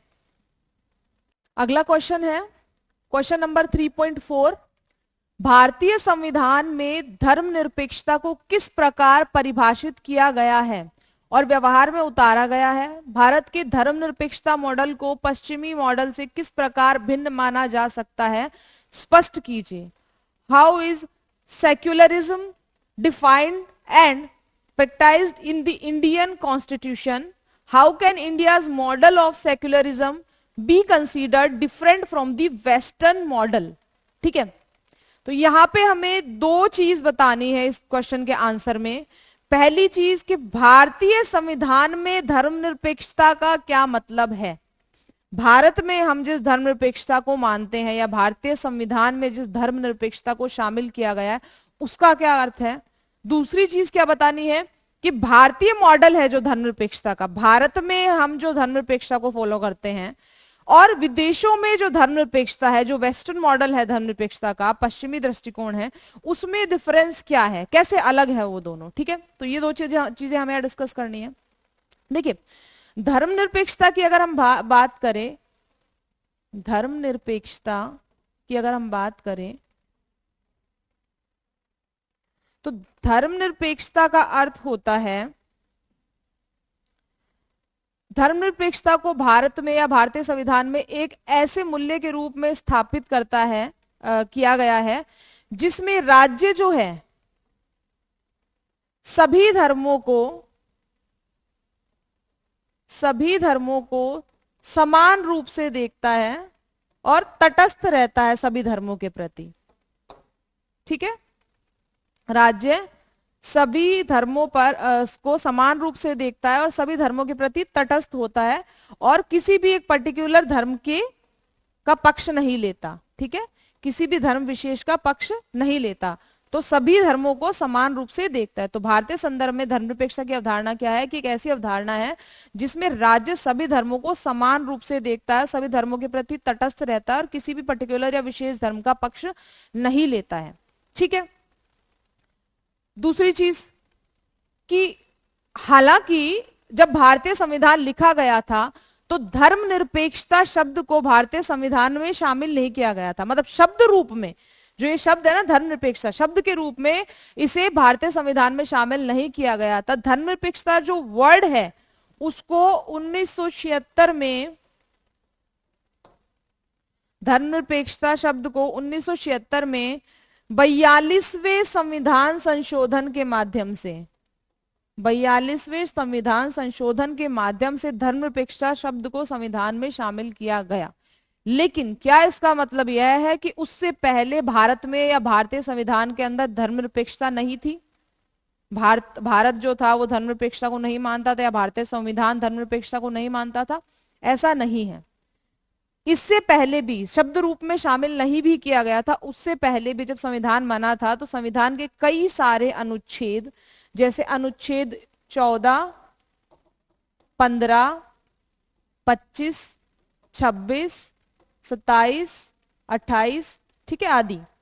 ये सारे कई अनुच्छेद जो थे जिसमें इन अनुच्छेदों के माध्यम से व्यक्ति को धार्मिक स्वतंत्रता प्रदान की गई है, व्यक्ति को धार्मिक रूप से भेदभाव से स्वतंत्रता दी गई है कि उसके खिलाफ धार्मिक रूप से भेदभाव नहीं किया जाएगा, व्यक्ति को अपना धर्म का पालन करने, धर्म का प्रमोट करने की स्वतंत्रता दी गई है। तो इन सारे अनुच्छेदों के माध्यम से जो संविधान की आत्मा है, जो संविधान का मूल सार है, उसमें धर्मनिरपेक्षता संविधान के निर्माण के समय से ही शामिल थी। जब संविधान लिखा गया था तो ऐसे अनुच्छेद शामिल किए गए थे जो दिखाते हैं कि संविधान के मूल में हमेशा से ही धर्मनिरपेक्षता रही है, भले ही शब्द रूप में धर्मनिरपेक्षता शब्द को 1976 में संविधान में शामिल किया गया हो। ठीक है, तो पूरा हमने डिस्कस कर लिया कि धर्मनिरपेक्षता क्या है, भारत के कंटेक्स्ट में धर्मनिरपेक्षता का क्या अर्थ है, भारत के संविधान में धर्मनिरपेक्षता की क्या स्थिति है। अब हम दूसरी बात यहाँ पे डिस्कस करेंगे कि धर्मनिरपेक्षता, भारतीय धर्मनिरपेक्षता कैसे पश्चिमी धर्मनिरपेक्षता से अलग है। तो धर्मनिरपेक्षता का भारतीय मॉडल जो है वो सकारात्मक धर्मनिरपेक्षता कहलाता है। क्या? सकारात्मक भारतीय मॉडल। और जो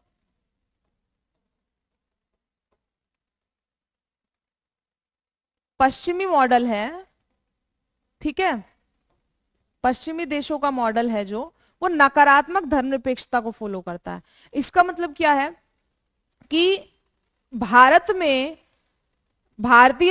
जो देश है, भारत में धर्मनिरपेक्षता को सकारात्मक रूप से अपनाया गया है। मतलब भारत सभी धर्मों को समान रूप से देखता है, सभी धर्मों के विकास पर ध्यान देता है, सभी धर्मों के प्रति समभाव की भावना रखता है। ठीक है, तो ऐसा नहीं है कि भारत के राज्य ने या भारत की व्यवस्था में धर्म को राज्य से अलग नहीं किया गया है, जबकि हम एक पर्टिकुलर धर्म को नहीं मानते, हम सभी धर्मों को मानते हैं। तो यहां पे सर्वधर्म समभाव की भावना को अपनाया गया है, सर्वधर्म समभाव की भावना को अपनाया गया है। तो राज्य में धर्म शामिल है लेकिन कोई एक पर्टिकुलर धर्म शामिल नहीं है, सभी धर्मों को फॉलो किया जाता है, सभी धर्मों को समान रूप से माना जाता है। और अगर आवश्यकता पड़ती है, जरूरत पड़ती है, तो सकारात्मक रूप से सरकार द्वारा हस्तक्षेप भी किया जा सकता है।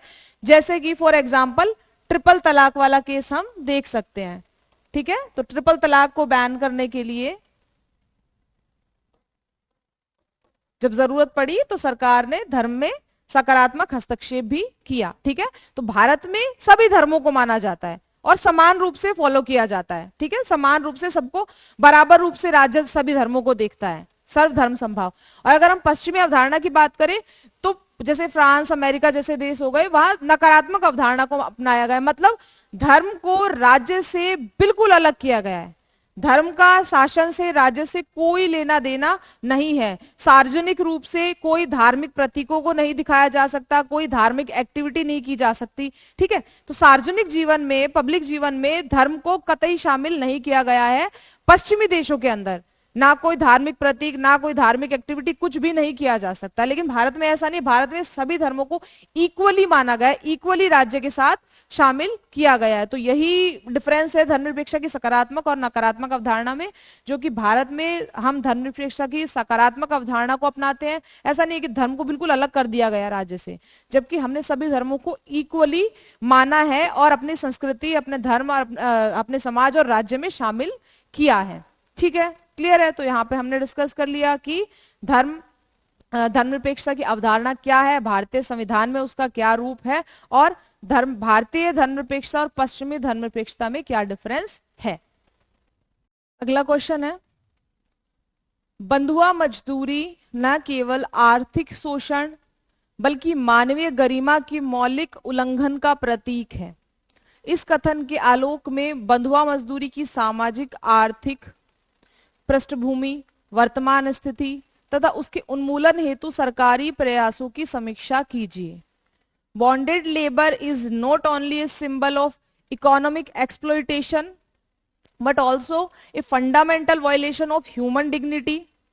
In the light of this statement, review the socio-economic background of bonded labor, its current status and government efforts to eradicate it.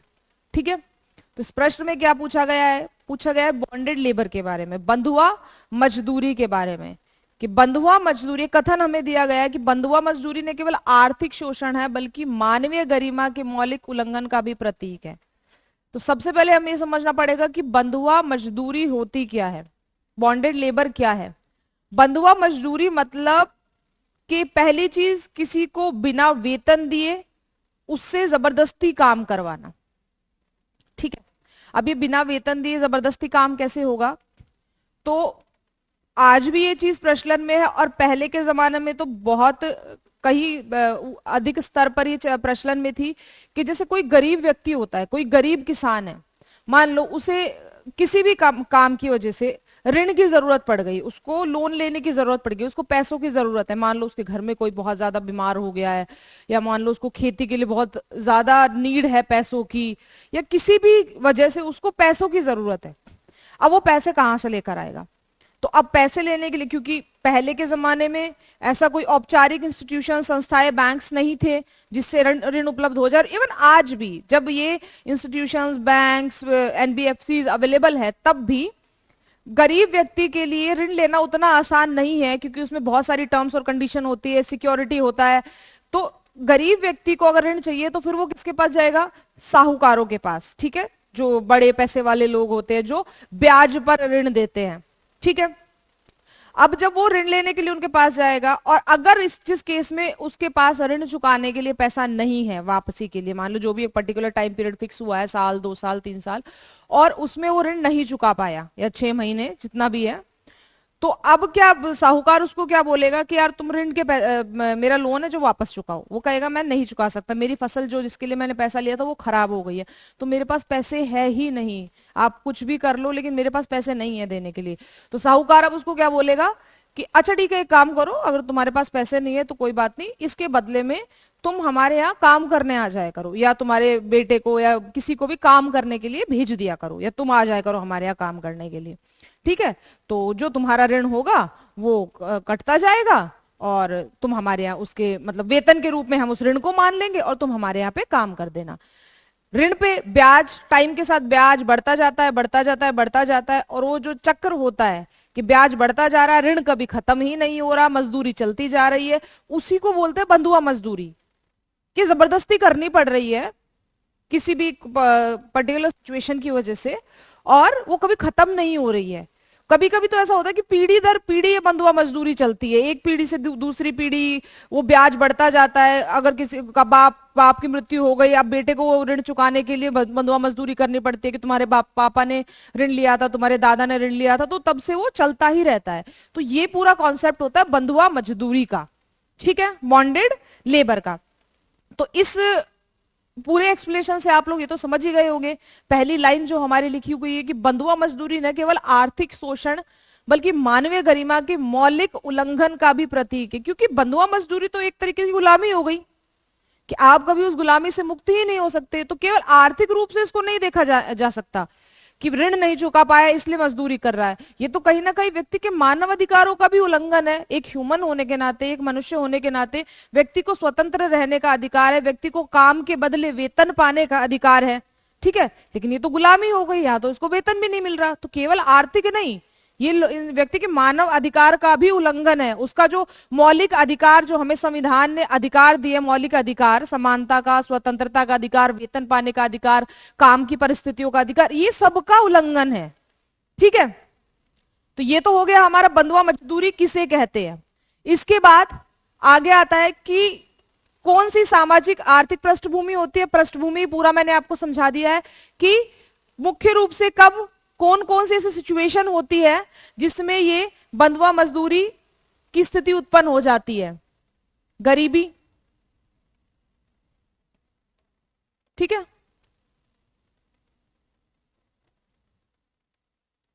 भूमिहीनता,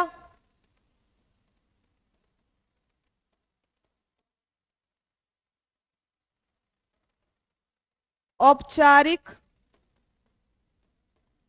ऋण, संसाधनों की कमी, जातिवाद। या जातिगत भेदभाव। ठीक है, कुछ पॉइंट्स तो हम यहाँ समझ ही चुके हैं कि गरीब व्यक्ति उसको ऋण चाहिए, जाएगा साहूकार के पास और वहां वो बन जाएगा बंधुआ मजदूरी के जाल में। भूमिहीनता वही गरीबी का एक रूप हो गया। ठीक है, औपचारिक ऋण साधनों की मतलब जैसे मैंने बताया कि बैंक्स और एनबीएफसी जो है या कोई भी औपचारिक ऋण प्रदान करने वाले संस्थान है, उस तक सब गरीब व्यक्तियों की पहुंच नहीं होती है। और कभी कभी जातिगत भेदभाव भी बंधुआ मजदूरी का कारण बनते हैं। पहले इवन आज भी कई एरियाज में ऐसे होता है, और पहले तो बड़े स्तर पे होता था कि जाति के आधार पर जो निम्न जाति के लोग होते थे, जैसे मान लो दलित हो गए, आदिवासी हो गए, या अन्य पिछड़ी जातियों के जो व्यक्ति हो गए, ठीक है, उनको भी जबरदस्ती बंधुआ मजदूर बनाया जाता था कि उच्च वर्ग के जो उच्च जाति के जो लोग होते थे, उनका मानना था कि तुम नीचे जाति से हो और तुम यही काम करने के लिए बने हो, तुम हमारी सेवा करने के लिए बने हुए हो, ठीक है, तो इसलिए तुम्हें हमारे यहाँ मजदूरी करनी पड़ेगी। तो जातिगत भेदभाव भी बहुत बार काफी बार बंधुआ मजदूरी का कारण बनता है। ठीक है, क्लियर है? ये चीज तो हमारी क्लियर हो गई कि बंधुआ मजदूरी क्या है और किन पृष्ठभूमि में किस कारण से बंधुआ मजदूरी की स्थिति उत्पन्न होती है। ठीक है, अब आता है उसकी वर्तमान स्थिति क्या है बंधुआ मजदूरी की, और उसके उन्मूलन के लिए सरकारी प्रयास क्या है। तो वर्तमान स्थिति की बात करें तो ग्लोबल स्लेवरी इंडेक्स 2021 के हिसाब से भारत में आज भी लगभग 1.1 करोड़ लोग किसी ना किसी रूप में आधुनिक आधुनिक गुलामी का शिकार है। ठीक है, और अगर उन्मूलन प्रयासों की हम बात करें कि सरकार क्या कर रही है, सरकार क्या प्रयास कर रही है, तो कई सारे चीज की गई है कि बंधुआ मजदूरी उन्मूलन अधिनियम, ठीक है, बनाया है। संविधान के कई सारे अनुच्छेद है जो प्रत्यक्ष और अप्रत्यक्ष रूप में बंधुआ मजदूरी के खिलाफ प्रावधान करते हैं। अनुच्छेद 21, अनुच्छेद 23, अनुच्छेद 39, 43, ठीक है। उसके बाद संविदा श्रमिक अधिनियम,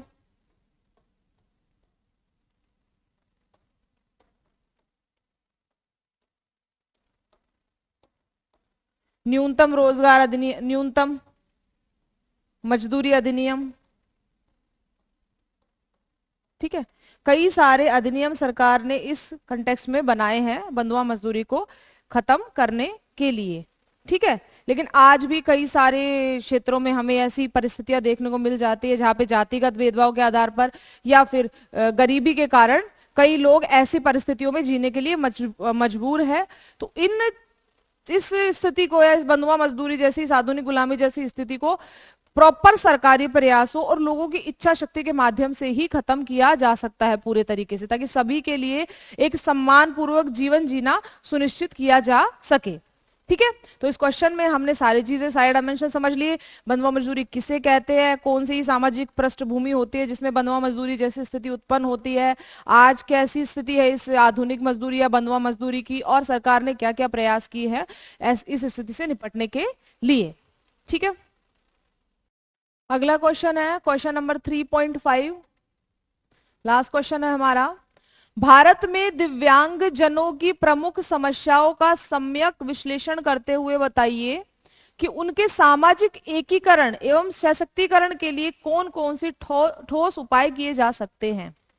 While analyzing the major problems of the disabled in India, tell what concrete measures can be taken for their social integration and empowerment। ठीक है, तो यहां हम किसकी बात कर रहे हैं, डिसेबल्स की बात कर रहे हैं, दिव्यांगजनों की बात कर रहे हैं, ठीक है।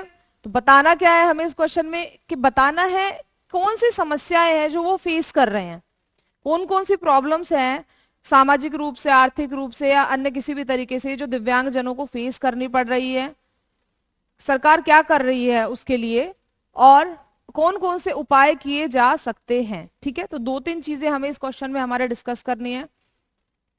तो सबसे पहली चीज कि भारत में दिव्यांगजनों को सामाजिक, आर्थिक और संस्थागत रूप से कई सारी प्रॉब्लम्स फेस करनी पड़ती है, ठीक है। अगर सबसे पहली चीज की बात करें तो अवसंरचना, अलग अलग अवसंरचना की बात करें अगर हम, स्कूल, कॉलेज, अस्पताल, लाइब्रेरी आदि अलग अलग जगहों में दिव्यांगजनों के लिए अनुकूल अवसंरचना उपलब्ध नहीं होने के कारण अक्सर जो दिव्यांगजन है वो उचित शिक्षा से, स्वास्थ्य सेवाओं से वंचित रह जाते हैं। क्यों? क्योंकि वो इजीली एक्सेस नहीं कर सकते, पहुंच नहीं पा रहे हैं। ठीक है। फॉर एग्जाम्पल अगर मैं शिक्षा की बात करूं, शिक्षा की कमी क्यों? क्योंकि दिव्यांगजनों के लिए अनुकूल शैक्षिक प्रणालियां, प्रशिक्षित शिक्षक और अध्ययन सामग्री उपलब्ध नहीं है। अब मान लीजिए कोई ऐसे व्यक्ति है, कोई ऐसे स्टूडेंट्स है जो देख नहीं सकते, ठीक है, तो अगर किसी भी शहर में, किसी भी टाउन में ऐसे स्कूल्स अवेलेबल नहीं है, जो कि बहुत ही कम संख्या में अवेलेबल है, जहां पर ब्रेल लिपि में शिक्षण सामग्री उपलब्ध है या ब्रेल लिपि में तकनीकों से पढ़ाया जाता हो या ऐसे प्रशिक्षित टीचर अवेलेबल है, अगर ऐसा नहीं है तो जो व्यक्ति देख नहीं सकते, जो स्टूडेंट्स देख नहीं सकते, वो शिक्षा प्राप्त कैसे करेंगे? ठीक है। या कोई संरचना, कोई अवसंरचना ऐसी है जहां पे व्हीलचेयर नहीं जा सकती है, व्हीलचेयर से जाया नहीं जा सकता है, तो दिव्यांगजनों के लिए कितना मुश्किल हो जाएगा वहां पर रोज रोज एक्सेस करना, वहां पर रोज रोज पहुंच पाना। तो अवसंरचनात्मक जो कमियां हैं उसकी वजह से दिव्यांगजनों को बहुत ज्यादा प्रॉब्लम फेस करनी पड़ती है। ठीक है। उसके बाद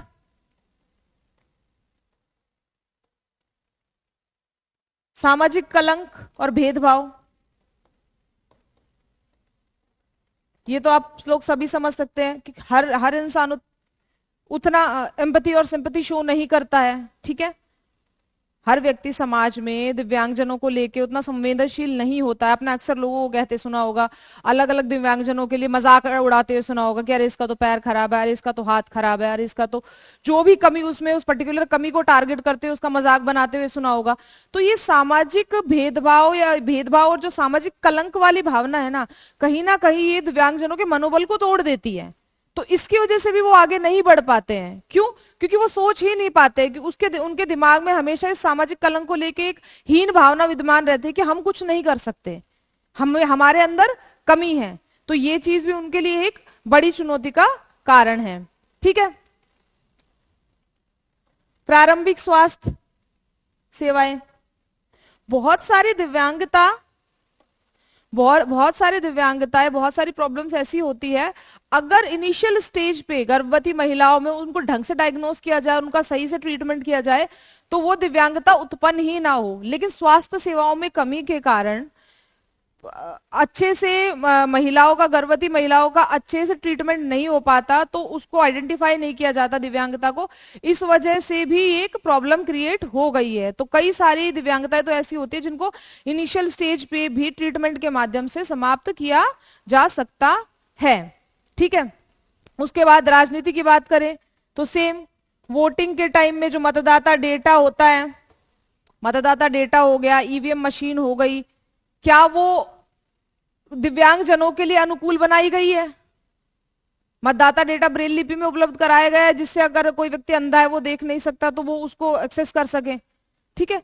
तो इस वजह से राजनीतिक रूप से भी जो दिव्यांग व्यक्ति है वो कहीं ना कहीं पीछे रह जाते हैं। तो अलग अलग डायमेंशन में जो दिव्यांगजन है उनको प्रॉब्लम्स फेस करनी पड़ती है। बात करें उपाय की, सरकारी प्रयासों की, तो सरकार ने कुछ प्रयास किए हैं, जैसे सुगम्य भारत अभियान, आरपीडब्ल्यूडी अधिनियम 2016। ठीक है। लेकिन अभी भी प्रॉपर और ठोस प्रयास किए जाने की आवश्यकता है, ताकि जो प्रॉब्लम्स, जो चुनौतियां दिव्यांगजन फेस कर रहे हैं उनका समाधान किया जा सके। ठीक है। समाधान स्वरूप अगर कुछ सजेशन हम दें तो उसमें हम ऐड कर सकते हैं कि एक तो प्रारंभिक स्वास्थ्य सेवाओं के अंतर्गत प्रारंभिक स्क्रीनिंग की जा सकती है। स्क्रीनिंग की जा सकती है किसकी? गर्भवती महिलाओं की, कि अगर कोई भी ऐसी दिव्यांगता या प्रॉब्लम है जिसको इनिशियल स्टेज पे ठीक किया जा सकता है तो उसको वहीं पे उसका उपचार कर दिया जाए। फिर सामाजिक जागरूकता बढ़ाना, कि जो जो उपाय उपलब्ध है दिव्यांगजनों के लिए, जो जो सुविधाएं उपलब्ध है वो उन तक पहुंचनी भी चाहिए। प्लस संवेदनशीलता बढ़ाना लोगों के अंदर, ताकि वो दिव्यांगजनों के प्रति संवेदनशील रहे। मीडिया के माध्यम से भी प्रचार किया जा सकता है इस चीज का, या दिव्यांगजनों के लिए जो भी नीतियां बनाई गई है। ठीक है। अवसंरचनात्मक परिवर्तन, अवसंरचनात्मक परिवर्तन किए जा सकते हैं ताकि स्कूल, कॉलेज, अस्पतालों तक दिव्यांगजनों की पहुंच आसान और सुलभ रूप से सुनिश्चित की जा सके। ठीक है, तो इस क्वेश्चन में हमने दिव्यांगजनों द्वारा फेस की जाने वाली प्रॉब्लम, सरकारी प्रयास और जो उपाय, जो सजेशंस हम दे सकते हैं उपायों के माध्यम से, वो हमने यहाँ पे डिस्कस कर लिए हैं। अगला क्वेश्चन है क्वेश्चन 3.5 का दूसरा ऑप्शन डिस्कस करेंगे हम यहाँ। राष्ट्रीय शिक्षा नीति 2020 के प्रमुख प्रावधानों का संक्षिप्त विवरण प्रस्तुत करते हुए चर्चा कीजिए कि यह नीति भारत की शिक्षा प्रणाली के समावेशी, लचीला और समसामयिक बनाने में किस प्रकार सहायक है। ठीक है, give a brief description of the major provisions of the national education policy 2020 and discuss how this policy is helpful in making India's education system inclusive, flexible and contemporary। ठीक है, तो यहां हमें किसके बारे में बात करनी है, राष्ट्रीय शिक्षा नीति के बारे में, कि राष्ट्रीय शिक्षा नीति के प्रमुख प्रावधान क्या है और भारत की शिक्षा प्रणाली को बढ़ाने में ये कैसे सहायक है। ठीक है, तो राष्ट्रीय शिक्षा नीति 2020 की बात अगर हम करें तो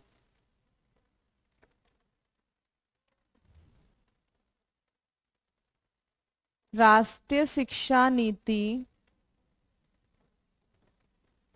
2020 का उद्देश्य भारत में गुणवत्तापूर्ण और समावेशी, गुणवत्ता से परिपूर्ण और समावेशी शिक्षा प्रणाली के साथ साथ एक ऐसी शिक्षा प्रणाली की स्थापना करना है जो कि वैश्विक शिक्षा प्रणाली के मानकों के अनुरूप हो। मतलब वैश्विक स्तर पर जो हायर लेवल की शिक्षा प्रणाली चल रही है उसको कंपीट करती हो, उसके बराबर हो, ऐसी प्रणाली की स्थापना करने का उद्देश्य है राष्ट्रीय शिक्षा नीति 2020 का। ठीक है, और इस नीति के तहत प्रारंभिक स्तर से लेकर, मतलब बचपन में जो प्रारंभिक शिक्षा होती है वहां से लेकर उच्च शिक्षा तक के सुधारों की बात की गई है, कि उच्च शिक्षा तक के सुधारों के लिए प्रावधान किए गए हैं। ठीक है, मुख्य बातों की बात करें कि राष्ट्रीय शिक्षा नीति में मुख्य चीजें क्या कही गई है, तो एक तो जो अभी तक चल रही थी 10+2 शिक्षा की प्रणाली, उसको रिप्लेस करने की बात है 5+3+3+4 प्रणाली से। ठीक है, तो इसमें शिक्षा के विभिन्न स्तरों को 4 भागों में बांट दिया गया है। फाउंडेशनल, ठीक है, प्रारंभिक, मध्य और माध्यमिक, ऐसे करके 4 पार्ट्स में शिक्षा की प्रणाली को, जो अभी तक 10+2 चलती थी उसको 5+3+3+4 की प्रणाली में बांट दिया गया है। ठीक है, इसके बाद मूलभूत साक्षरता को बढ़ावा दिया गया है। मूलभूत साक्षरता की बेसिक एजुकेशन, बेसिक जो साक्षरता होती है वो सभी लोगों को मिलनी चाहिए। 6ठी कक्षा से व्यावसायिक शिक्षा को पाठ्यक्रम में शामिल किया जाएगा। 6ठी कक्षा से व्यावसायिक शिक्षा को पाठ्यक्रम में शामिल किया जाएगा। जेंडर इंक्लूजन फंड का निर्माण किया जाएगा और जो मूल्यांकन प्रणाली है उसमें भी परिवर्तन और सुधार किया जाएगा। जो मूल्यांकन करना, लास्ट में जो फाइनल मूल्यांकन होता है विद्यार्थियों का, उस प्रणाली में भी सुधार किया जाएगा। ठीक है, उच्च शिक्षा की बात करें,